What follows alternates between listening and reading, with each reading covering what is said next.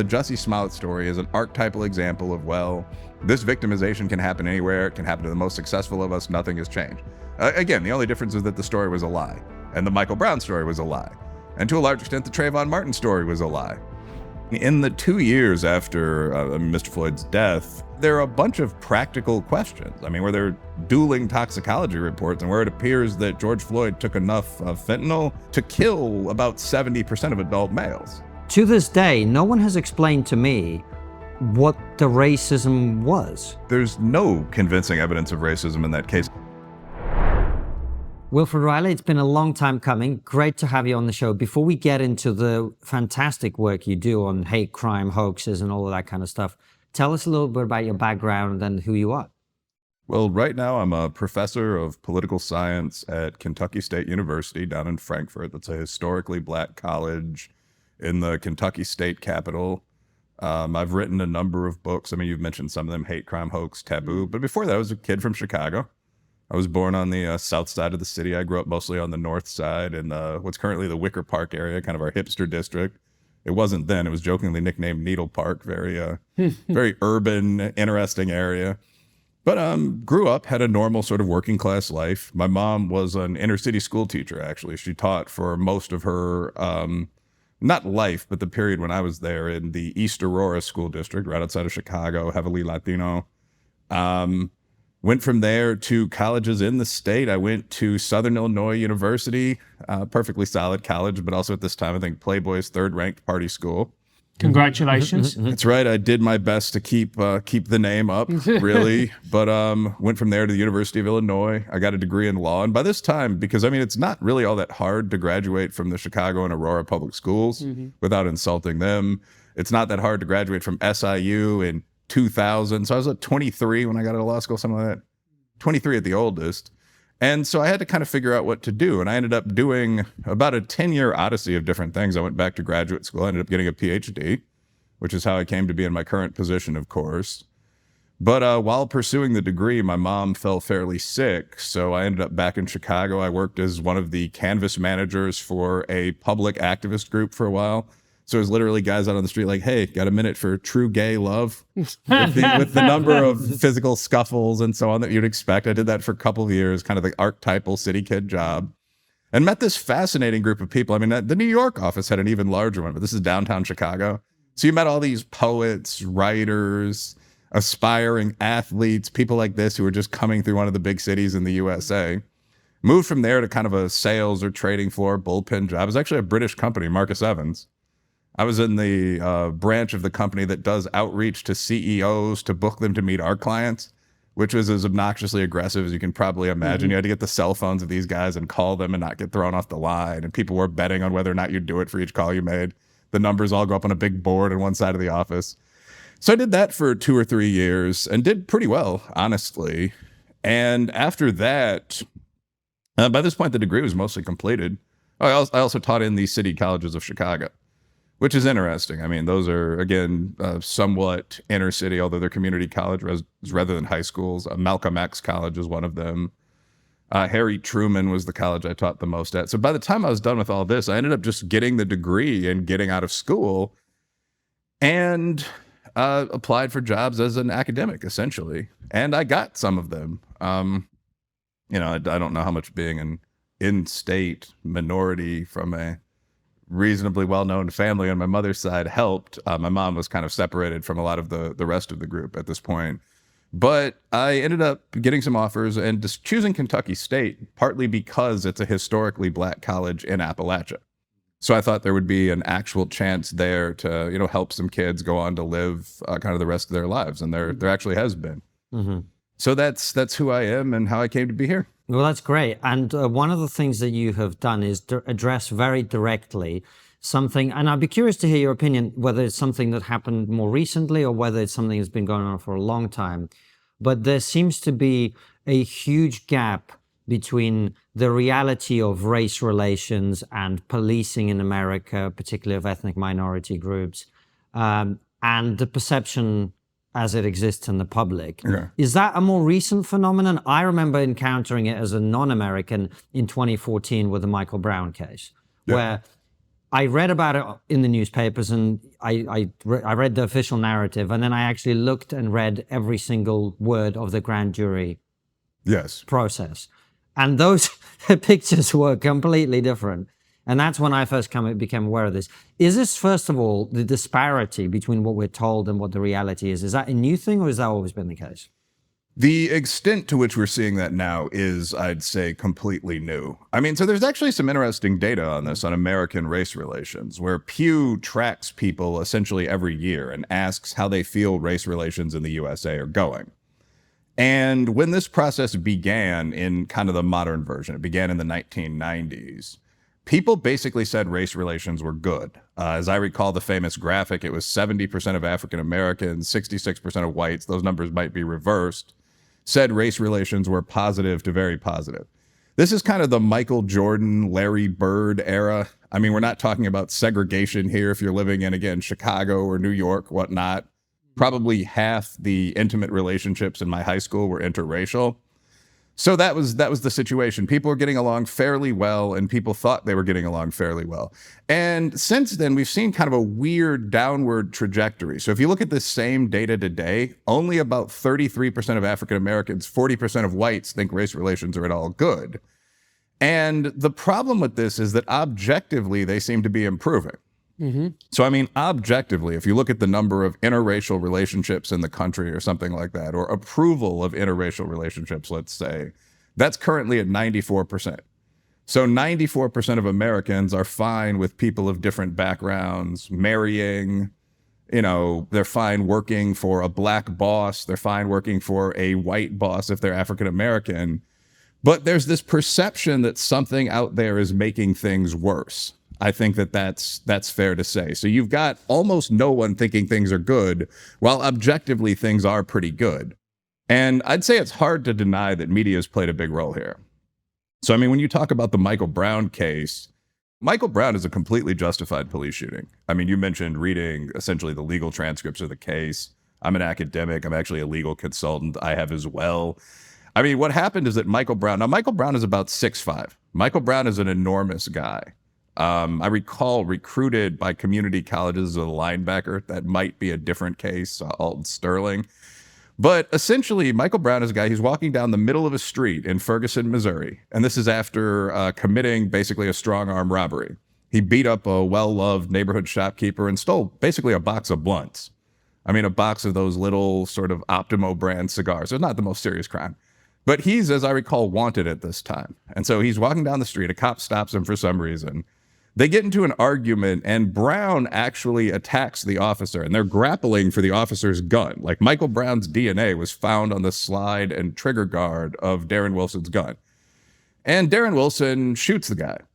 And you hate to see that happen, but it's one of the most justified police shootings you can possibly imagine. I mean, the Obama Justice Department declared this to be a justified shoot. This, as I recall, this was reviewed 2 or 3 times by different levels of legal authority. So that's the real narrative. And that's why Darren Wilson he was never convicted of anything.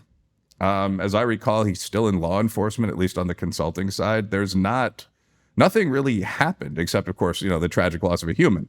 Well, what really happened was the narrative around the world, which was hands up, don't shoot. The guy had his hand up, the police officer killed him despite all of this, right? So this is your point about the media. Yes, this was all a perfectly bullshit. legitimate shooting that was all bullshit, as you say. Yes, I mean, bluntly put, I didn't mean to cut you off there, but yeah, it's all complete BS. Yeah, the narrative that began almost immediately from kind of just casual friends of Brown or people that were observing the two men fight was, that Michael Brown had been walking away, he'd had his hands up, and he was sort of ruthlessly shot, as I recall, shot in the back by this killer cop, this white man.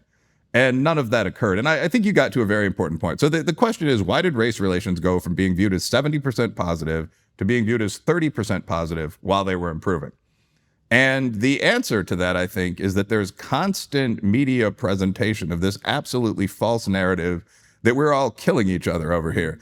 And I will say, especially to a UK audience in part that might not know this, I mean, we're now seeing this from the American right as well, where there are videos constantly trending on social media or being written up on sites on the right that have quite a large audience, showing, say, 5 black men beating up a lone white guy.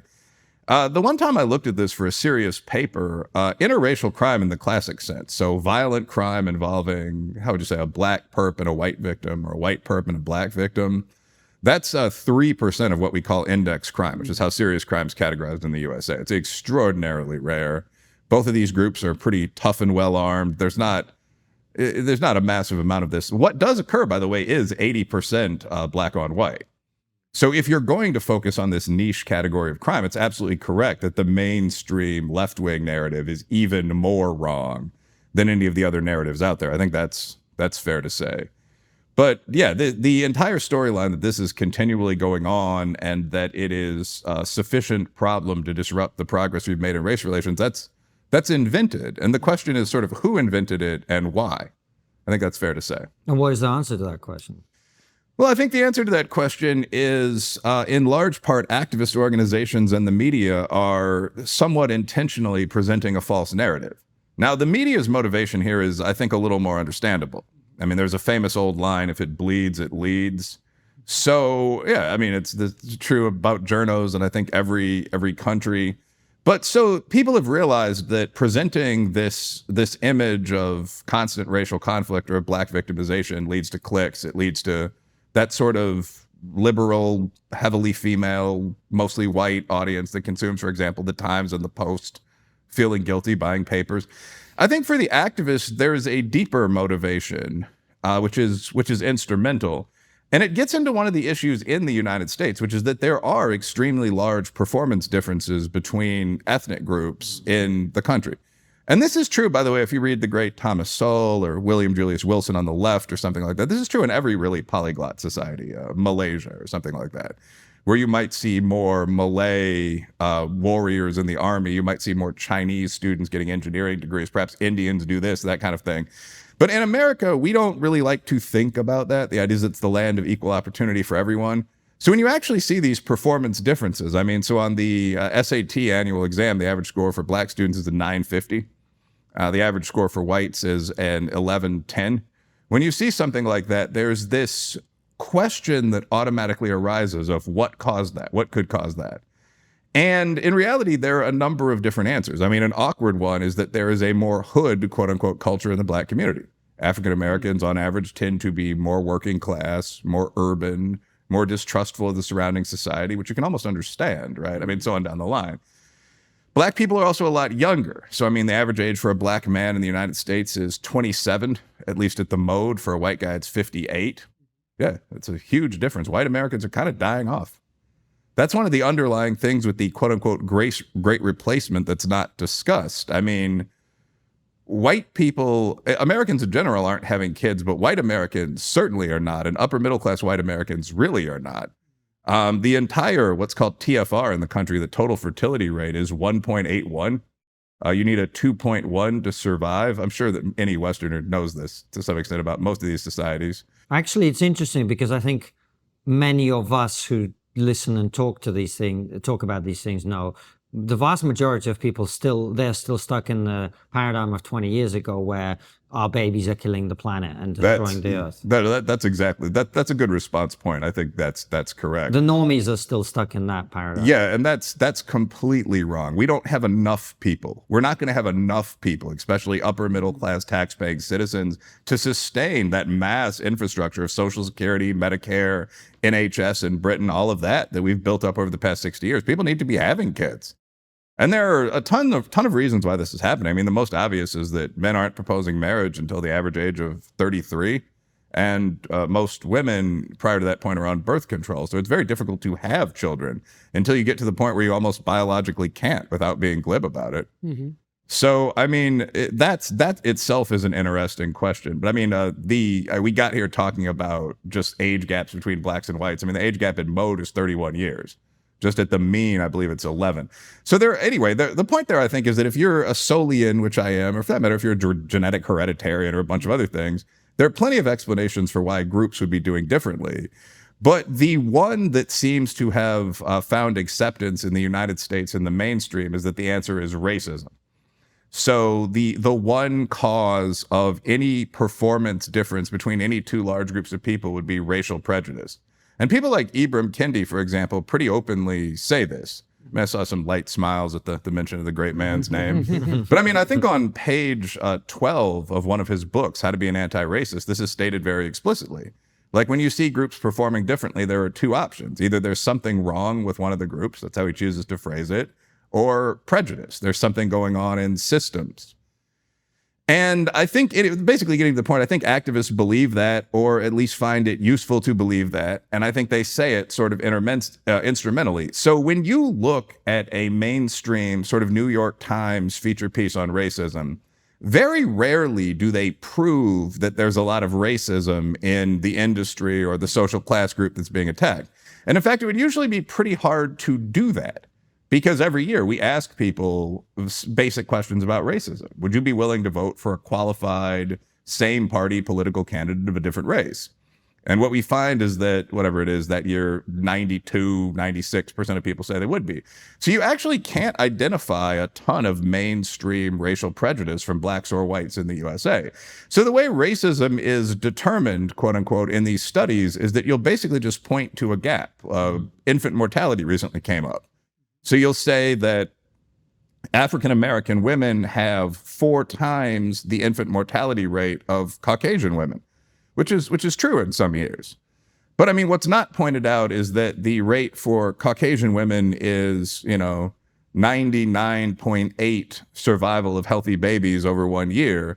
And the rate for black women is 99.2% survival of healthy babies or something like that. That's the first point. But going beyond that, there really is not much evidence that prejudice is the cause of that. I mean, you could look at a whole bunch of things: Southern culture, obesity, drug use, although whites are certainly catching up on some of these metrics. Good tight race. But anyway, that's how racism is demonstrated. And there's an instrumental goal here, of course, which is if racism is the cause of all of these massive problems we see. And it really is kind of hard to overstate this. Like, when you look at African Americans here on a bunch of metrics and whites here, there's a natural desire, unless you're a bigot, to say, well, let's fix that. There must be a problem. We must be responsible for this. And that's an extraordinarily appealing proposition, I think. For me, one of the cases that took this whole thing mainstream, and by mainstream, I mean international, was the Jussie Smollett case. In which I remember hearing about it for the first time, and I go, that's kind of odd.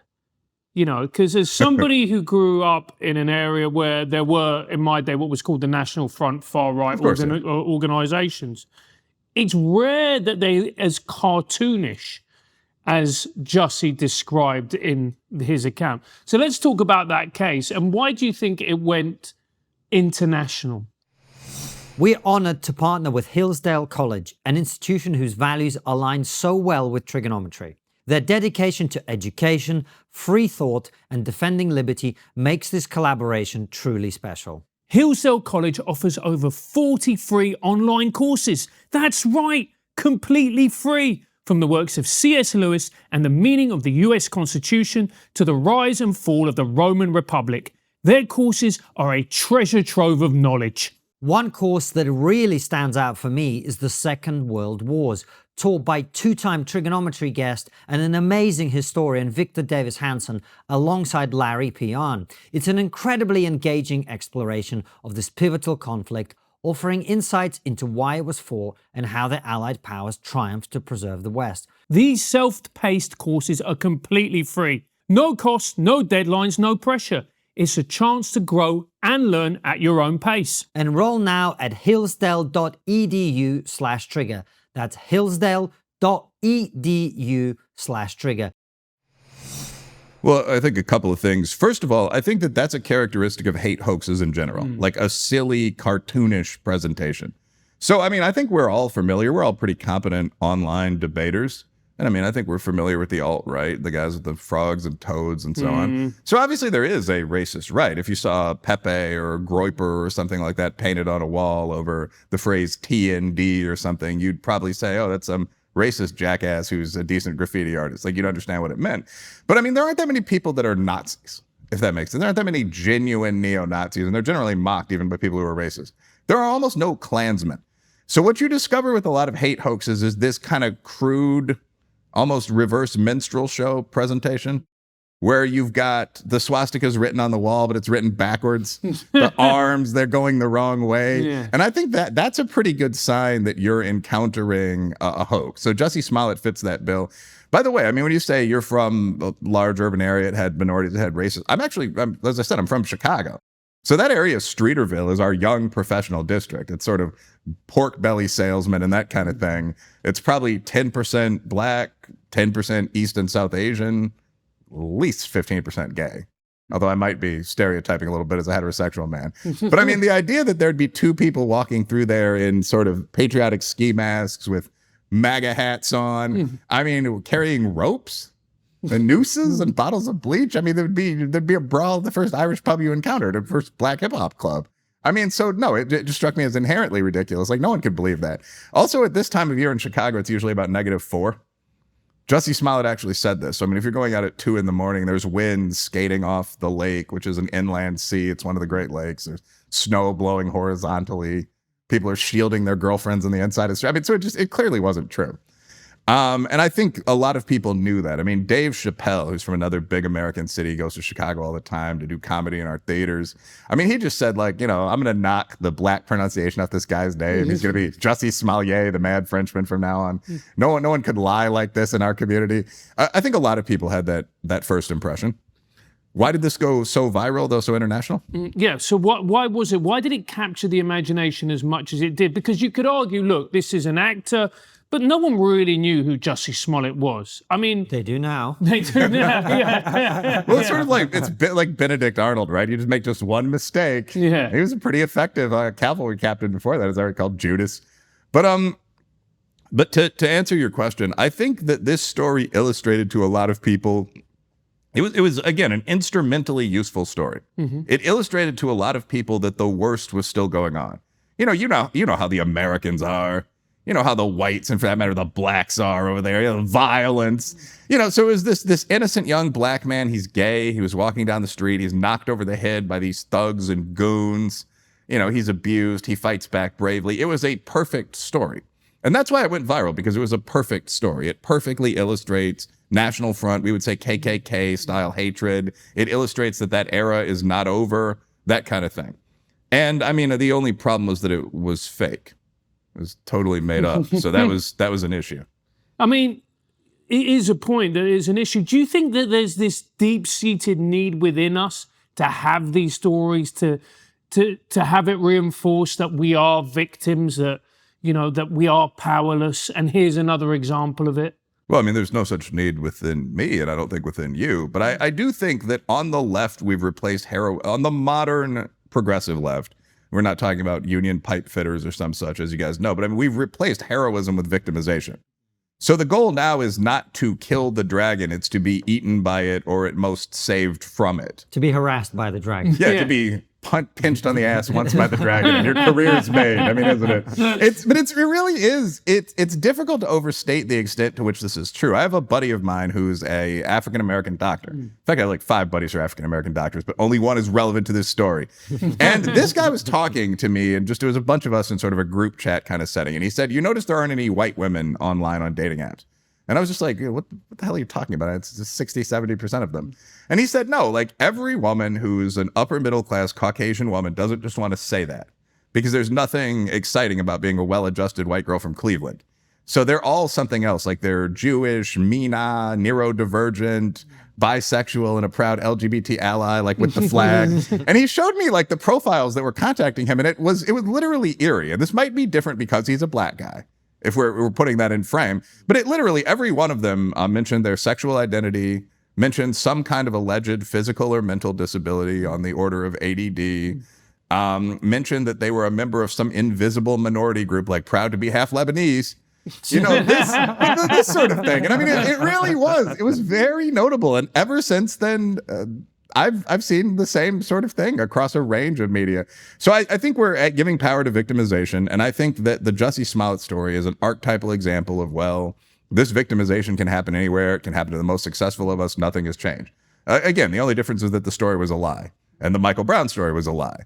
And to a large extent, the Trayvon Martin story was a lie. Trayvon Martin was 17, not 12. He started the fight. This is essentially 2 men that got into a brawl. almost every one of these stories was a lie.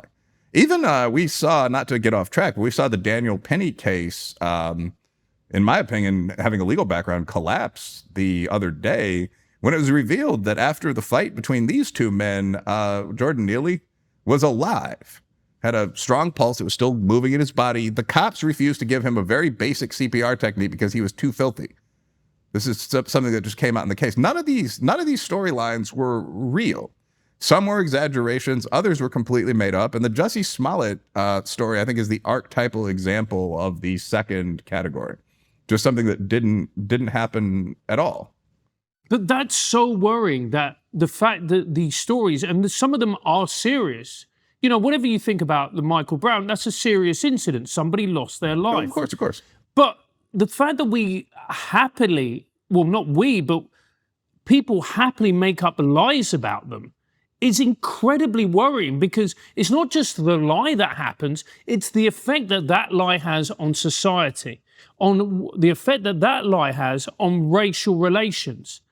It's really toxic. And policing, which is very important too. Yes, and I'm glad you brought that up, actually. I mean, one of the things that is discussed in real scholarship on this is what's called the Ferguson effect and then the Floyd effect. So, I mean, in the 2 years after Mr. Floyd's death, there were, I intentionally won't say murder or something. I mean, again, that's a case where obviously not ideal police work, but where there are a bunch of practical questions. I mean, where there are dueling toxicology reports and where it appears that George Floyd took enough fentanyl to kill about 70% of adult males. So, I mean, again, the frame for all of this is not let's neutrally analyze what actually happened. Mm-hmm. It's sort of, in the minds of the activists and the journalists moving this forward, it's sort of, how can we make this ambiguous story serve a narrative that benefits us, that benefits our cause? And that's really problematic. But I mean, following George Floyd's death, I mean, we saw murders rise over 20,000 in the USA for the first time since, I believe, 1993. The next year, we were at 22,000 murders, and those eventually plateaued and then dropped off. They couldn't not. But that's one of the worst things that's happened in the recent history of the country. And to some extent, that's simply not discussed. I mean, and this is one reason I think more people did turn to sort of the edge right. If you look at, say, Steve Saylor or Breitbart, I mean, people that are by no means idiots and that have Excel and Stata programs on their computers, they were looking at this. I mean, there's a discovery made by, I believe, actually Saylor, that traffic deaths skyrocketed at the same time murders did because the cops simply stopped enforcing the law. When myself and a colleague named Bob Moranto actually looked at this empirically using modern methods for a pretty major journal, we just published that article, "Which Police Departments Make Black Lives Matter" was the title. But I mean, what we found is that there's a correlation between the rate of stops, like how often police just pull a car over, stop the guy, talk to the guy, and the rate of violence. That's very unsurprising. I mean, because obviously if you're out there doing policing, it's going to increase kind of the negative penalty that might go along with crime. Yeah. So a lot of people died. So go for it. So what you're saying is, just to get this clear, as a response to people's concern about the way that George Floyd was treated, yes, in an environment and an ecosystem in which there's this whipped up frenzy of concern about police mistreatment of black people more generally, the consequence of all that liberal outpouring of love and support and whatever, and money, has been that way more people have died, been murdered, been burgled, been injured, yes, etc.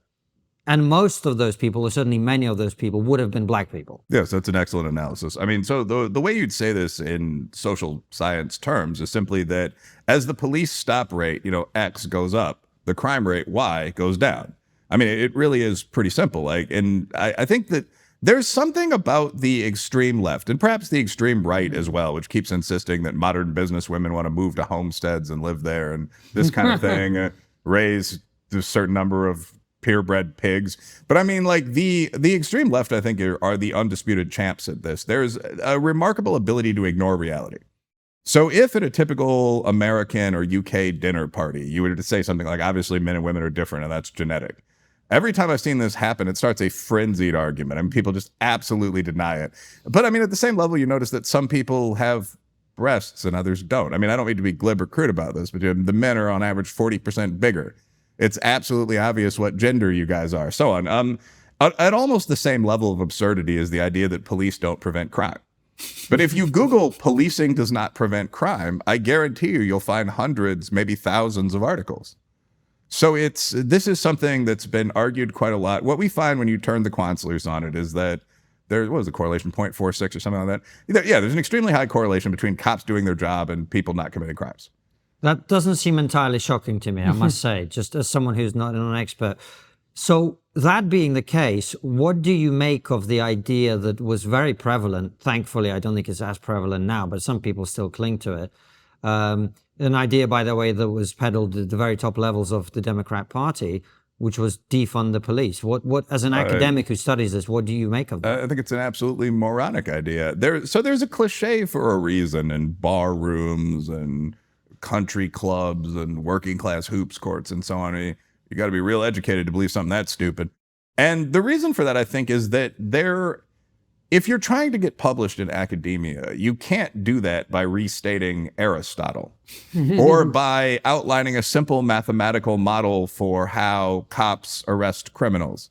I was amazed Bob and I got that published, actually, but it was at this point, it's probably seen as daring and bold. But I mean, so where the reward is, where the gold is finding new innovative theories about how the world works that are different from anything anyone's ever known before. There was recently an article that ran, I think, Scientific American called Woman the Hunter. And the picture, the frontispiece was of a woman cradling like a small deer, not a baby, on her slightly larger hip with a longbow in one hand. And the idea was you've discovered this thing that hasn't previously been discovered in human history, that the majority of big game hunters were female. And they mentioned some legitimate female advantages, almost as good as or slightly better than men at ultra marathon running and so on. But I mean, that is the thing that will generally produce tenure. That's the thing that sounds new and innovative. So I guess the point would be you see a lot of crazy ideas in the lower elite that you don't see anywhere else. And a parallel might be to fashion. I mean, if you go to a fashion show for Kanye West's brand, which a friend of mine have in Chicago, or you go to Fashion Week in Paris, I mean, you're going to see people literally walking around wearing garbage bags. I mean, wearing hats and crinoline. To be fair, that's just a Republican Party now. Everybody's walking around in a garbage bag. But I take your point. Yeah, but Fashion Week's not during Halloween. I mean, it's just you see things that no one would ever. You don't see a lot of like navy blue polos with a horse. I totally get the point you're making. If you are a historian, if you can discover that actually the Vikings were all trans, you're going to get a lot more attention. That's a real article, by the way. I know it is. That's why I'm you know, if you discover in inverted commas that, you're going to get a lot more attention than actually looking at the data and the facts and presenting them, because a lot of that work's already been done by people 10, 15, 20, 30, 40 years ago. No, that's quite correct. And I mean, I've been doing some reading in the social sciences, eh? I mean, like, yeah, that article came out recently. No, they weren't shield maids. They were gender atypical women. The interesting thing about this, as someone who's not entirely hostile to the first 2.5 waves of feminism, is that that's an insanely sexist thing to say, right? So I mean, you found that physical science would predict this. The top 10% of women often fought as warriors in the past. Okay, that's pretty cool. Shout out to the ladies. But the take on that now is no, they didn't. Those women were actually men. They had some sort of hermaphroditic condition, or they identified as males or something like that. It's, I think, exactly the opposite of how a 1970s or 80s actual feminist scholar would have treated this. But again, like, all of that is part of contributing to the wave of fake innovation. At any rate, I think that the things that humans have known for 3,000 years are most often true. I mean, when you look at these bizarre conversations on Twitter, like, is it abusive to expect your male partner to have a job? This one, we are all on Twitter. This went viral 3 weeks ago. 2 weeks ago, it was, is it abusive to expect your female partner to sometimes want to sleep with you? I mean, like, no. These sort of people are attempting to analyze, redefine, deconstruct the most basic elements of human life. And it reaches the point of absurdity, and it sometimes crosses over into things that we're all used to hearing now. I mean, like for an upcoming article, looked up the formal definitions of sexualization, quote unquote, in feminist theoretical literature, and they all pretty much just mean being attracted to people. So, I mean, just putting a witty negative label on something that's obviously a part of human behavior is a good way to make money and get tenure. And that has real impact.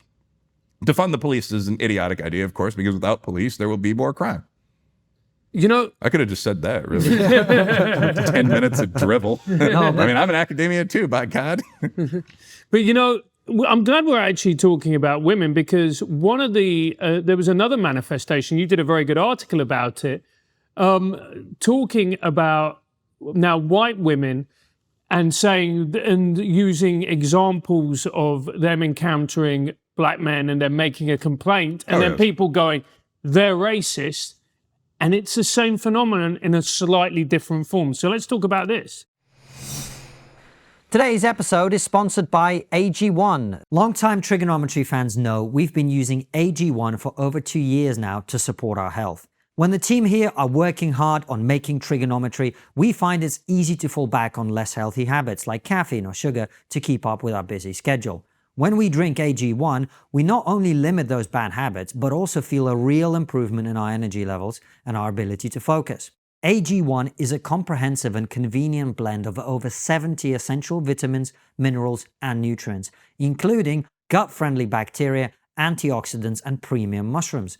Just 1 scoop a day provides comprehensive support for mental performance, energy, heart health, and immunity. The people at AG1 are so confident in the product that if you're not 100% satisfied, contact them within 90 days of your first order and they will give you your money back. If you're looking for a simple yet effective way to support your health, I highly recommend trying AG1. Right now, you can get a free 1-year supply of vitamin D and 5 free AG1 travel packs with your first subscription. Just go to drinkag1.com/trigonometry. That's drinkag1.com/trigonometry. Sure. Well, this is one where I'm totally on the side of the women, actually. I looked at the 10 most prominent Karen cases, quote unquote. I mean, Barbecue Becky and all that kind of thing, if you still remember these names from 18 and 19. And hopefully to some extent nobody does. So these people can just move on with their damned lives as software executives and so on. But there were all of these cases for a period of time where people were saying that white women were essentially abusing young black men. There was a case where a woman was alleged to have, for no reason, gone up to a group barbecuing in Oakland, California, and kind of told them to move on and shoved one of them. Just risky, dangerous behavior by these white women. There was another case where a pregnant nurse was alleged to have tried to steal a bike from a group of young black males. I mean, they had apparently paid via City Bike or one of those platforms for a bicycle, and she claimed to have a receipt for the same bike and tried to take it from them. And there were numerous other ones. A pool patrol Paula, someone thought that a group of noisy kids playing in her swimming pool were not from her housing complex. And I looked through those cases, and I think that person was actually guilty of, being mildly rude, the last one. But most of them were complete nonsense. I mean, the Barbecue Becky case involved a group of people who were grilling in a no-fire dog run area of a public park. And so someone just walked over and said, hey, you're not supposed to be holding a barbecue here. Could you finish the next round of the dishes you're cooking and move on? And I mean, we're all from large cities, and no, get the hell out of here was almost certainly the reaction. But a stupid argument broke out. That was it. And the person was in the right, actually.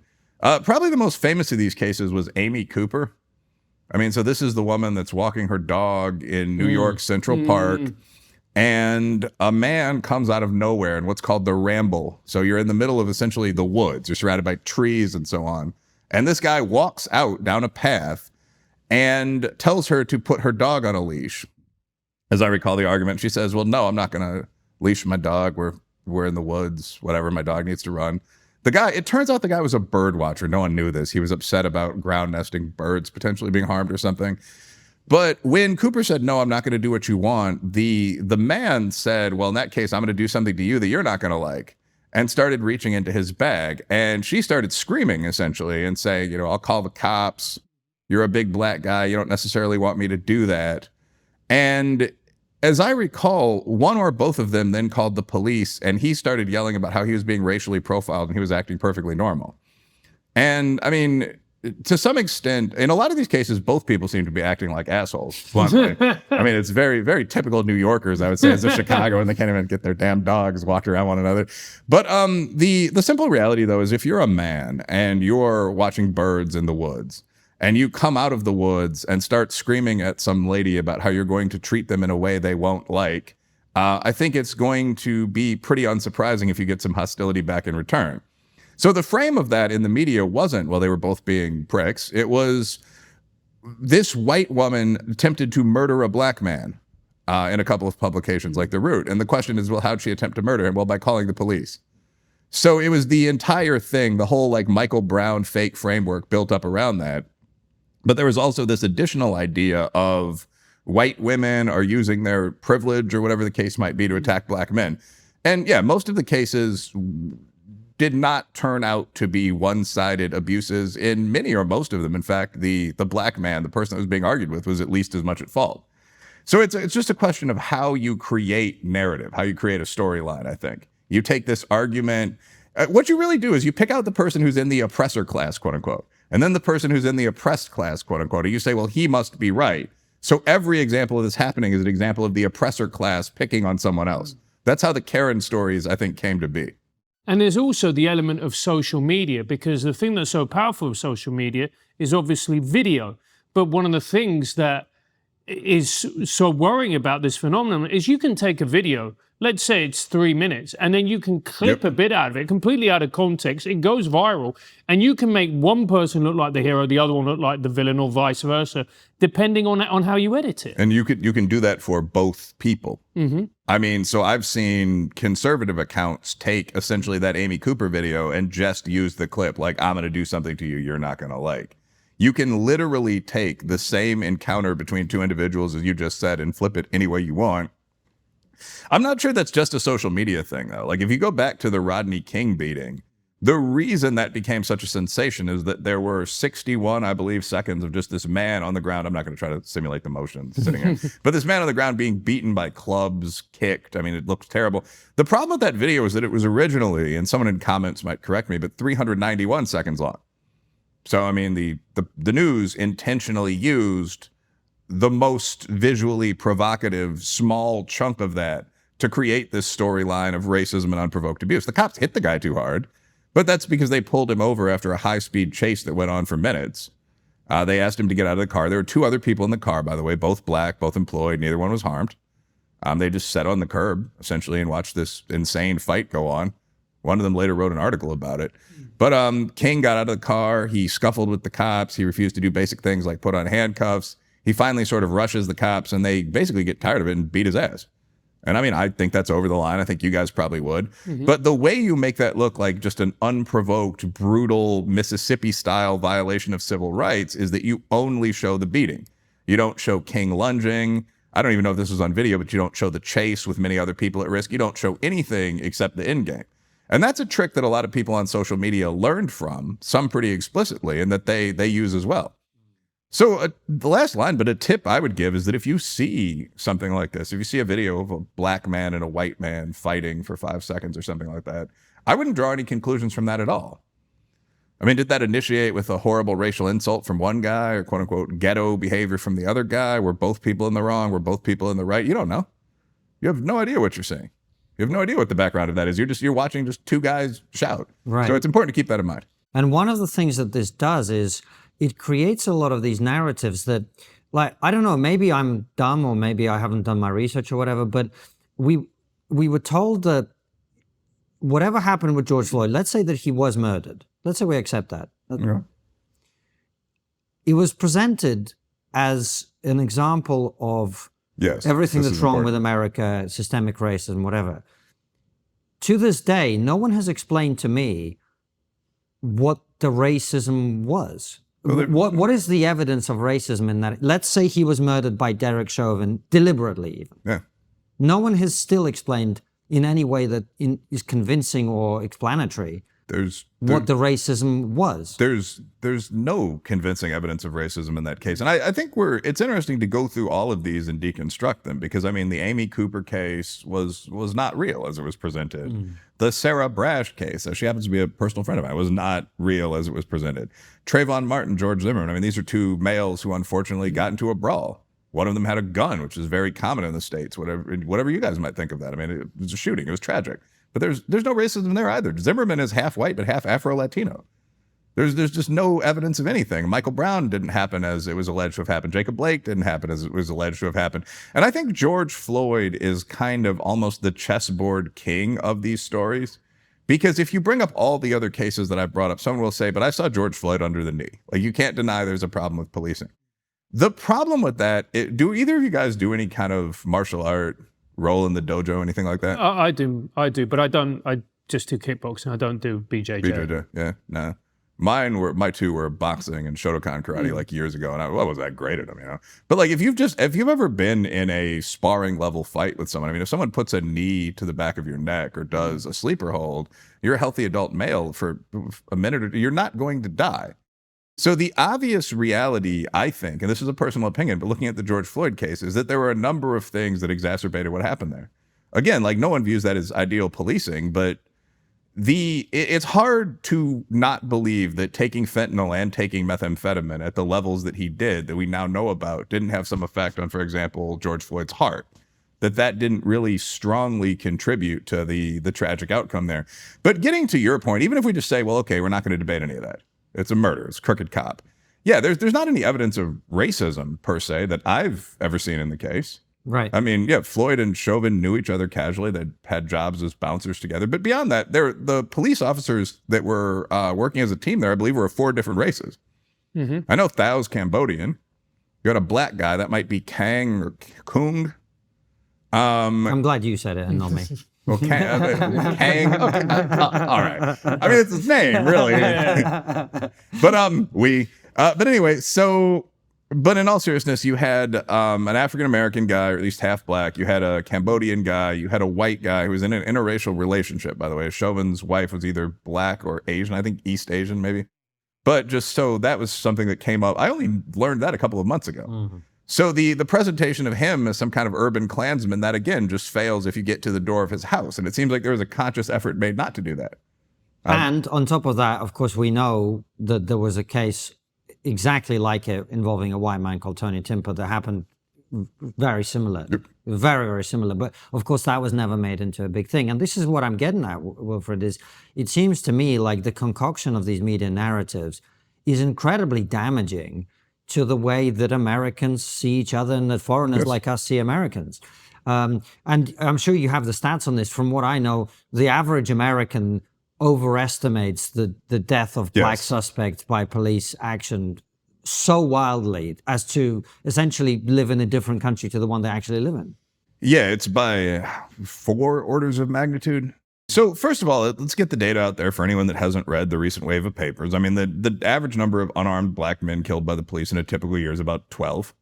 I mean, you can go to the Washington Post database, the counted, aka killed by police, and you can find these figures. They're not seriously contested. You know, I and Heather McDonald and others from the right have looked at them. Did the Post, were they off by 3 or 4? I mean, they're pretty much correct. The total number of unarmed males of all races killed by the police in a typical year is 100, maybe less than that usually. This would include Indian reservations, all the poor whites, Latinos, Italian. I mean, that would be everyone in the country. So what do people think that the total is, though? Well, that's very different. I mean, there's a poll by the Skeptic Research Center, which I think is what you're directly referring to, that looked at how left-leaning, at least, Americans, liberal and leftist, what they think about the issue of police violence. And what they found was that, if I'm getting this correct, 35% of people to the left of center in the USA think that the average number of unarmed black men, just unarmed black men, killed by police annually is, quote unquote, about 1,000. Another 14 to 15% think it's about 10,000. And 8% think it's more than that. Now, the real figure is 12. 12, yes. Not 12,000 or anything like that. Right. Just 12. I mean, that is... It's a bit surprising, eh? But the reason this is dangerous, sorry, Francis, is that means these people vote. Yes. Right? These people get a say in stuff. They express their opinions about this stuff. But they're so wildly off base because I would argue it's not their fault. They've been misled by the media and activists. That therefore, I almost understand why they would chant something as moronic as defund the police. Because if you think the police are killing thousands of black people who are unarmed every year, you'll be like, God, we need to do something. Nazi monsters, yeah. Right. I think it's, to put this in context, there are only about 20,000 murders total in the United States in a bad year. So, I mean, when you say, and African Americans, we're overrepresented, but we make up maybe half of that. So, I mean, when you say there are 10,000 police murders every year, that's larger, at least in my racial group category, than the number of murders. So, I mean, that's an incredible misunderstanding of reality. Yeah, I suppose that I would want the police defunded if I genuinely believed that there were 10,000 killings of just totally unarmed black men going to church or something like that every year. I mean, that would be terrible, but that is not the case. And it's also, they say defund the police. Well, I'm afraid if you want a better police force, you need to fund them better. Yes. You need to have better training. You need to have higher standards. You want the very best people to become police officers.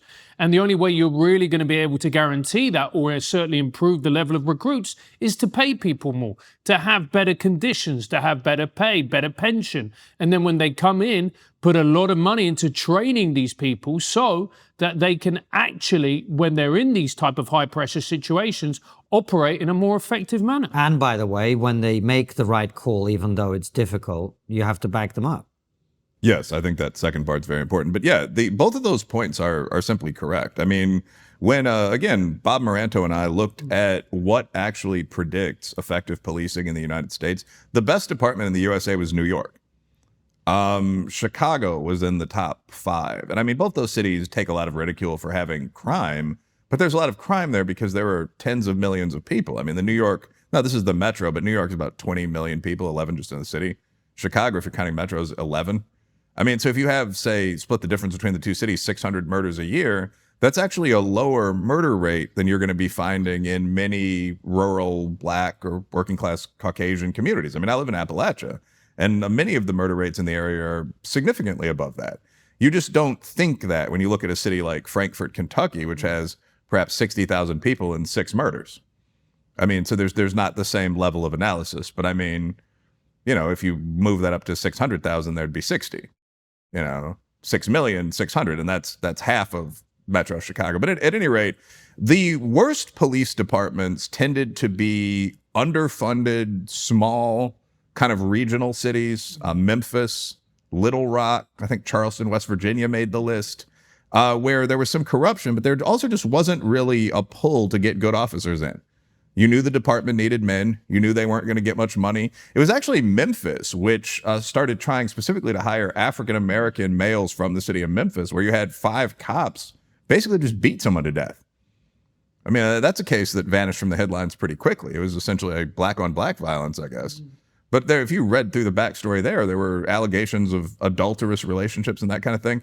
So those tended to be the worst or the lowest performing departments. The best departments, well-funded, professional. You were looking for more than a high school degree, that kind of thing. And a last comment on this, sending in cops or sending in social workers and so on instead of police is something that's recently become sort of trendy. Yeah, it's an insane idea that's going to get people killed and raped. But there is a version of that works, which is where you send an actual mental health professional along with the cops. But that costs more money, not less. You have to have actual therapists, actual hostage negotiators, actual psychiatrists on the payroll of the police department at their usual retainer. So the issue there wouldn't be defunding the police, it would be funding the police at a higher level.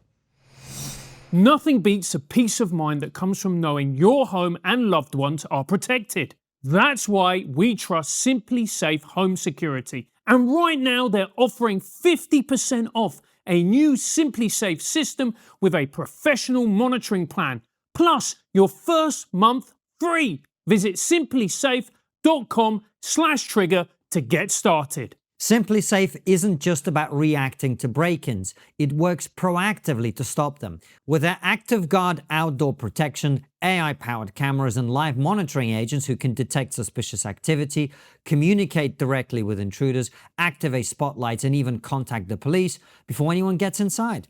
What I love about SimpliSafe is how easy it is to set up and use.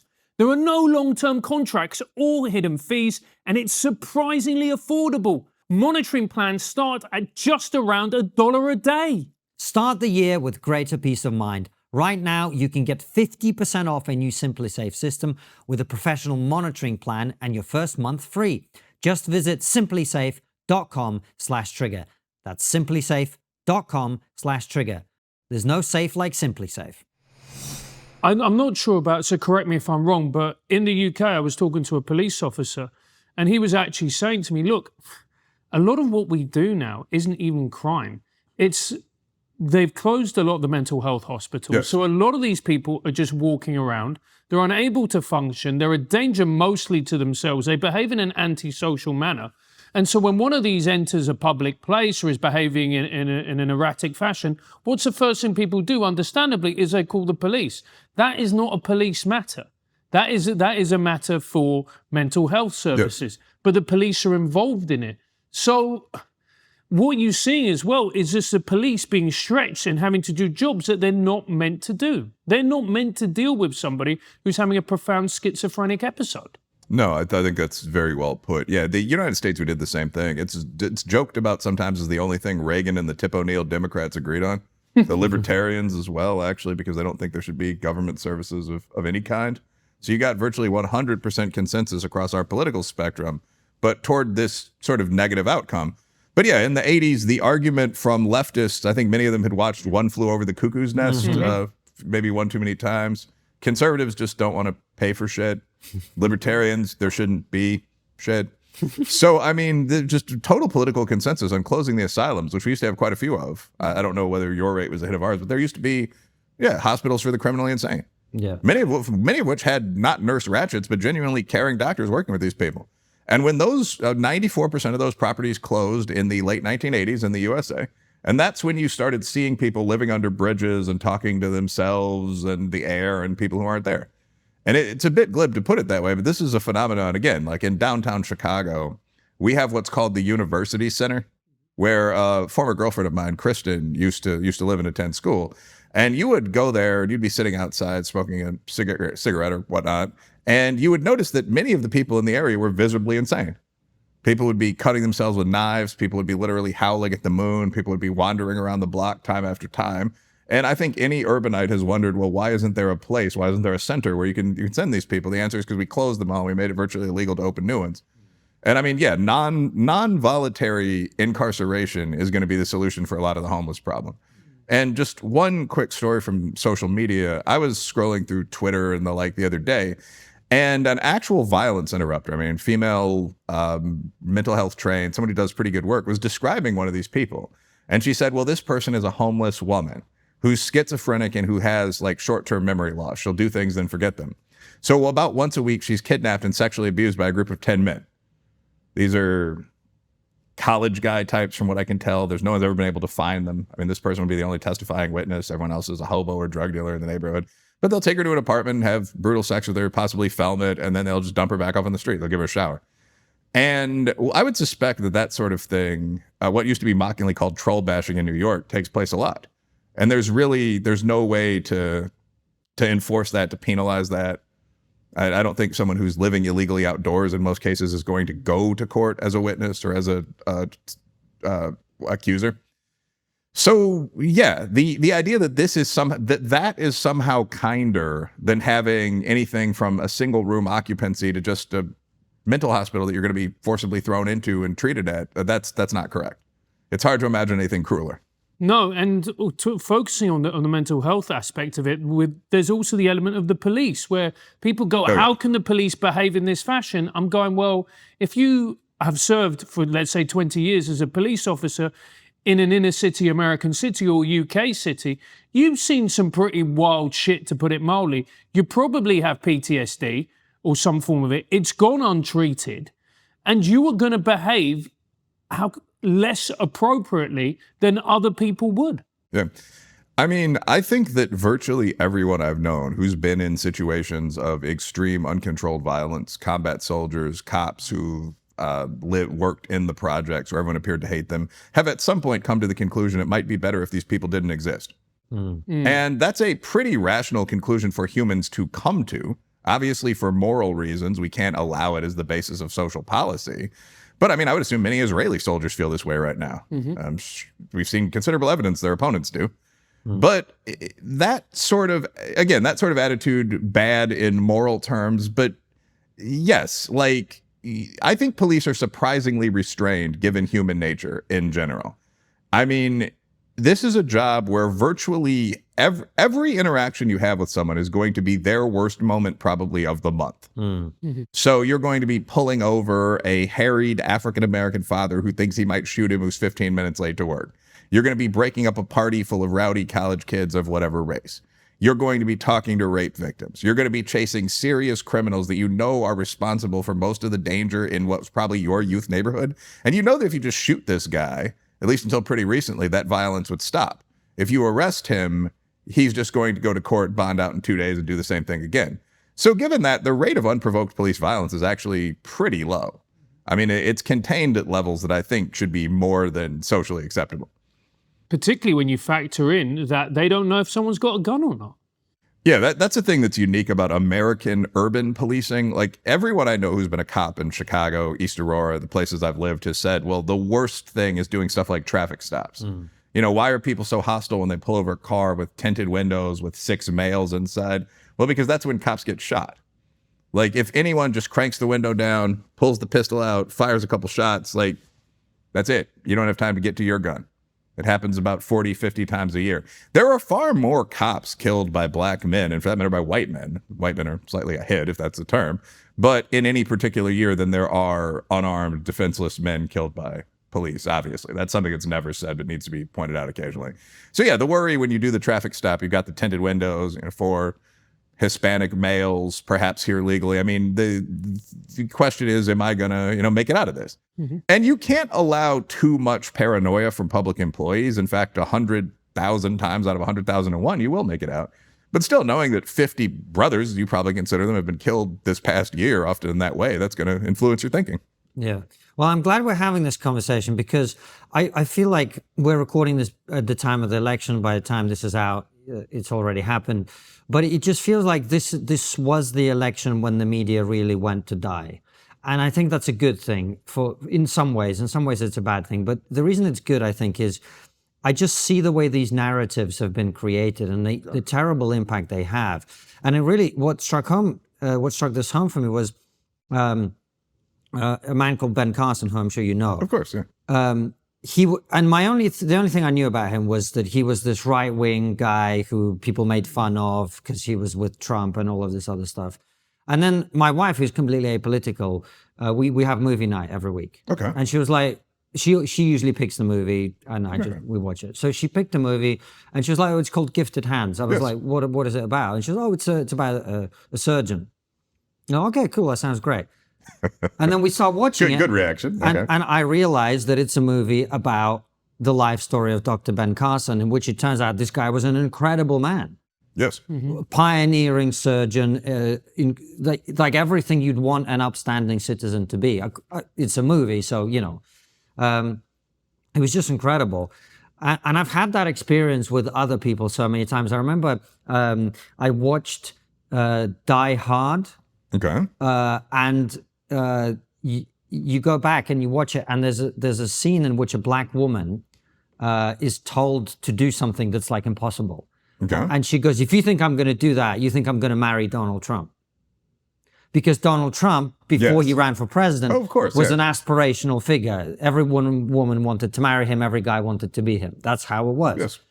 And then on a dime, suddenly he's the most evil man in history. And the same with Carson. And so it just allowed me to see the power of these media narratives and how much they shape our perception, even in situations where the facts are just, forget about Donald Trump, forget about Ben Carson, just on police shootings alone, how misrepresentative it is that we hear one thing and then there's a completely thing on the ground. Yeah, I think that, so first of all, as a hip hop kid, I think that's a great framing with those two individuals. I mean, so Donald Trump, there's a song by Mac Miller that was playing when I was at the end of my time in the sort of club nightlife business, is like 2012. That's another thing I did, by the way, when I talk about it, we'll talk about important stuff. But there's a song by Mac Miller called Donald Trump. And Donald Trump is presented as sort of the archetypal figure. If you like partying and making money and living in cities, it's Mac Miller in a penthouse in probably Philadelphia, like doing this with girls dancing around him and like gold raining from the air. And that was the Donald Trump archetype. I mean, the rapper Nelly has a song where the chorus is Donald Trump, Bill Gates, let me in now. And it was just absolutely no one had a problem with the guy. People thought he really wanted to go to Epstein's Island, huh?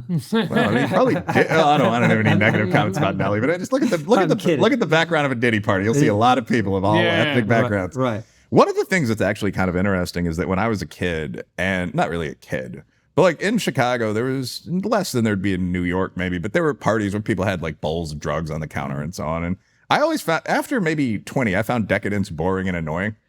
But I mean, I think that a common belief among a lot of people, both from the hood and in this kind of scene, like the young adult post-rave scene, a common belief was that there were wealthy, decadent people who had all sorts of unbelievable Roman imperial vices who were running the country and the world.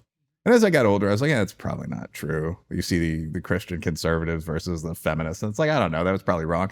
Then you see the Epstein and Diddy guest lists and you realize like a lot of these people were just lying. Like that kind of was the case. I mean, I would encourage everyone watching this to Google like P. Diddy guest list. I mean, you'll see pictures like Jennifer Lopez, Jay-Z, and the deputy mayor of New York, obviously stoned out of their minds, just wandering around. But at any rate, the point, though, I think, is that Donald Trump, who also knew both Epstein and Diddy, as did Bill Clinton, as did Barack Obama, but at any rate, Donald Trump was, yes, he was an aspirational figure in hip hop and rock musical culture for decades. The Ben Carson thing is even more striking. Like, I did a podcast with Ben Carson a couple of weeks ago, and I actually knew who Ben Carson was as a black business type. I mean, I've watched Gifted Hands, and yeah, he was one of the country's best doctors. I mean, he's the lead surgeon in a major hospital. He once separated conjoined twins. He's one of the more impressive men out there. So yeah, again, Douglas Murray has a good description of this, where he says something like the upper middle class moral norm is getting more annoying and unknowable because every 12 seconds, something that was never true before is not only true, but can't be denied. It's a great line, and I think the madness of crowds. But that applies to a lot of this stuff where, I mean, the example that he uses is feminism and sexuality. And he gives all these examples where through about 2019, maybe through Me Too, being feminist was being as sexual as possible. So, I mean, like, he lists a series of Nicki Minaj song titles like My Butt and Wet Kitty and so on. Actually, one of the quotes that opens the book is from Nicki Minaj, and it's just just the lyrics, like, look at my butt, and so on. But then almost immediately that changed on a dime, and the women's magazines began running articles saying that approaching women anywhere outside of a dating app was a form of abuse and all this sort of thing. And not only is that wrong, not only do no working class people or normal aggressive males or whatever take that seriously, but it's also not something that was ever even disputed by anyone, including feminists. No one had said it before. Feminism was about sexuality to some extent. It was pro-sex work. People like dating feminists. Then that rapidly reversed at Ouroboros, and everyone was supposed to know exactly what the new rule was immediately. And that's the same thing with all this stuff. Like, of course, Ben Carson didn't become an idiot. Of course, Donald Trump didn't suddenly become a racist. Donald Trump's not racist, although he talks a bit crudely. But I mean, everyone's heard someone sound like Donald Trump on a golf course. Like, nothing has changed except the mandatory perception, to quote, I think, Brave New World. So that the mandatory perception of Donald Trump right now is that he's a Nazi rapist. And I mean, not really, but a lot of people are going to say that, and a lot of people are going to be reluctant to publicly oppose that today. Yeah, well, it's been really eye-opening for me with the media. Really, really eye-opening, because especially coming over here, you know, we live in the UK, we see stuff, we kind of go, oh, well, CNN said it, and MSNBC said it, and other people are saying, well, it must be true. And even people on the right are like, well, you know, obviously this is a blah, blah, blah, you know. Yeah. And you kind of, and then you actually go and travel around the country and you meet people, and it just fundamentally breaks your perception of the media, which is why I think the trust is so low now, because they, as we say in the UK, they've been taking the piss for a very long time. No, I think that's correct. So one of the things that we've talked about in this conversation repeatedly is that it's not what we're talking about with the modern media, certainly on the right as well as that becomes more popular, more public, but by far more often on the left. It's not that there's a legitimate misunderstanding of reality. Right. It's that a lot of stories are lies. Like hands up, don't shoot was a lie. Like when you see the image of Michael Brown, I'm an NFL fan, so you saw the players come out doing this before a major game. Michael Brown didn't have his hands up. He was shot in the front while he was attacking a cop. And most of the lies are at that level. And if you ask people these basic questions, and it's interesting that polling data begins to reflect the lie pretty quickly. So, I mean, in terms of Douglas Murray's point, I'm pretty sure that if you ask people, like, do you associate feminism in America with being more or less sexual than the norm? That would already have changed. It would be less, and people would rate that as a good thing, although that's only been true for 4 or 5 years. But I mean, the same thing is true with a lot of the points that we're discussing. Like, the lie is told, the lie is believed, and it's interesting to hear that the lie is believed overseas. And yeah, I would always encourage people to sort of go to the data if you're interested in something like police violence. The one that really surprised me was interracial crime, which both blacks and whites go on about, where I actually unpacked the BJS reports for a decade. And I mean, I described to you the violent, classic interracial crimes, 3% of crime. So it's just very often people are just, I don't even know if lying is the term. Do you guys know the difference between lying and bullshitting? I think bullshitting is where you make up a grandiose... I think that was a rhetorical question. Yeah, all right, yeah. No, but if you know it, I'd love to. No, but that wasn't like a pompous teacher moment. I think there is a difference here that actually matters. Like, the liar knows what the truth is what that Princeton guy, Webb, or whoever said in his book, Bullshit. The bullshitter's goal is to tell a story that presents him in the most positive light. Like, good, bad, it's to present a narrative. The liar actually knows what reality is and is contradicting it. Like, no, I did not cheat on you, honey. I think we see both lying and bullshitting in the media, but I think probably more bullshitting. If I had to think about this, I'm sure that people could easily disagree with that. But the goal is promoting the narrative, the USA is racist or something like that. So you could easily throw together a real stat about black performance that we need to fix with a fake made-up explanation with a real quote from an academic, and you would just pitch it as the truth. And I think that after years, as people recognize that that is happening, trust is declining. And by the way, I will say social media, that one of the few good things about computer world, about social media and so on, is that people can see that in real life. Wilfred, it's been great having you on. Before we head to our Substack and ask you our audience questions, what's the one thing we're not talking about as a society that we really should be? Before Wilfred answers a final question, at the end of this interview, click the link in the description underneath. It will take you to our Substack where you'll be able to see this. How would you summarize the state of progress and positive momentum in US race relations prior to BLM? And in your view, what legitimate issues persisted and remained to be fixed? What was it like to film your scene in Am I Racist? You clearly know who Matt Walsh is. Were you supposed to pretend you didn't? Does the emotional impact of generational past grievances arising from racism and slavery, which was a universal thing, affect North American and Caribbean blacks more than other ethnicities who could claim the same but don't? If so, why? How to fix major problems that we have, I think, and that I'll give climate change as an example. We in the USA, and I think to a lesser extent in the UK, right now seem to be very prone to panics and hysterias. I mean, I think the reaction to COVID-19, for example, was absolutely insane.